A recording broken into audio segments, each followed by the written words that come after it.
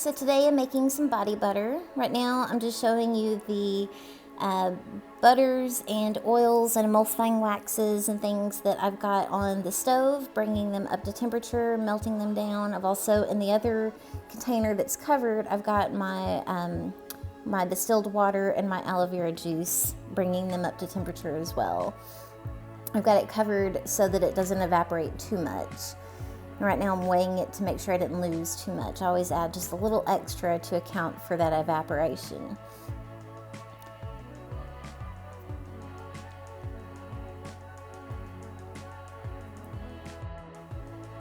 So this is my favorite part, when I mix the liquids and the oils together, and they immediately emulsify because of that emulsifying wax.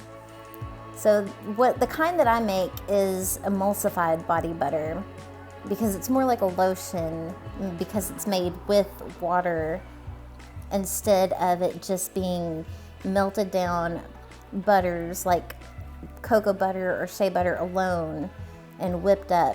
I don't like doing that kind of body butter because it melts in the summertime. I like doing the emulsified body butter that's more like a lotion, because it stands up to shipping in the summertime, and it's just as moisturizing in my opinion. So right now I'm blending them very carefully because they're very hot, so you have to pulse it for quite a while, bring them together, make sure that they are emulsified and they stay emulsified. And then I let it sit for about 5-10 minutes, and then I will come back and do this again. Let it sit for another 5-10 minutes, and I'll come back and you'll see exactly how thick that gets after just about 10-20 minutes.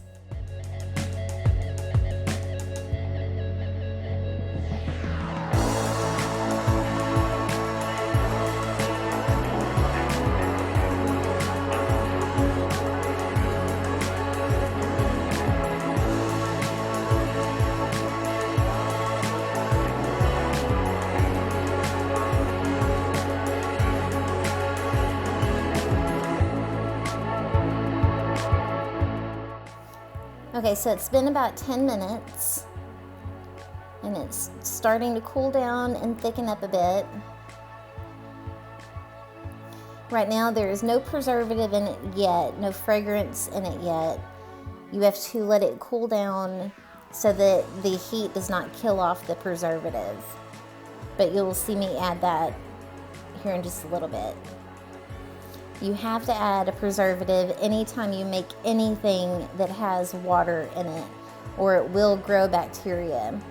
There is no getting around that, regardless of what people say, what research you've done. It has to have a preservative of some kind, or it will grow bacteria and you can make people really sick.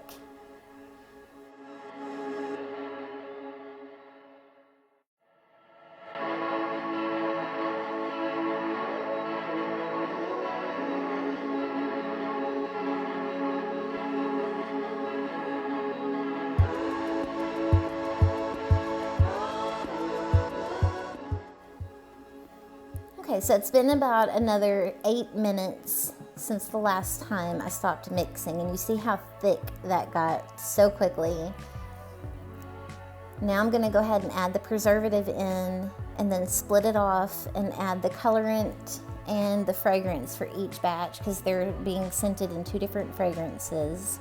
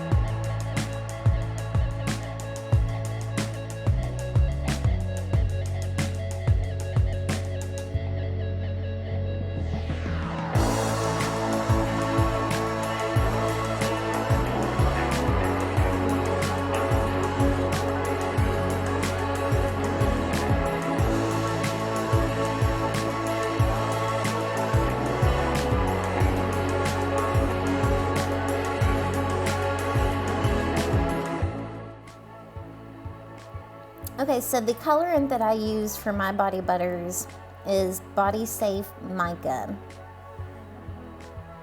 And I use the synthetic micas because they are not mined by children. They are made in a laboratory.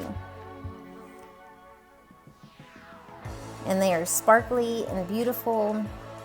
And I just love the color I get out of them. No complaints for me on that front.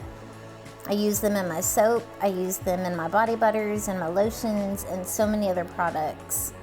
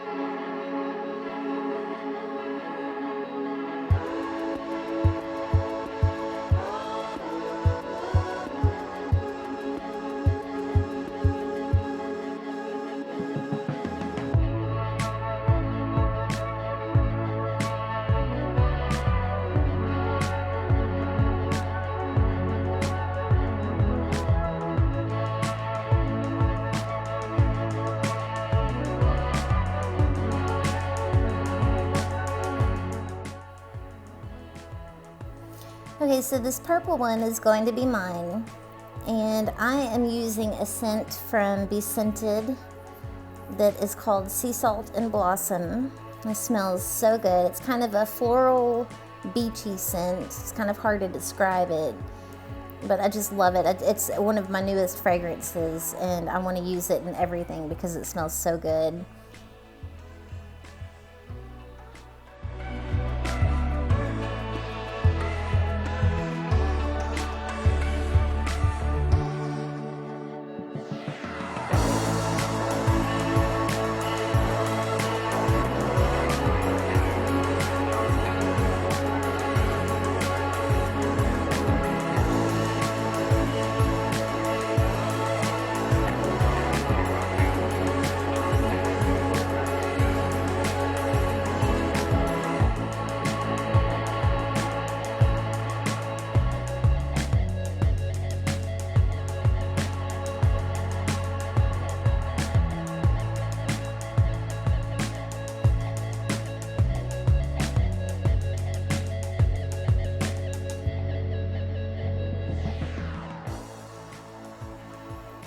And this pink one is going to be scented with a fragrance from Wholesale Supplies Plus called English Bathhouse.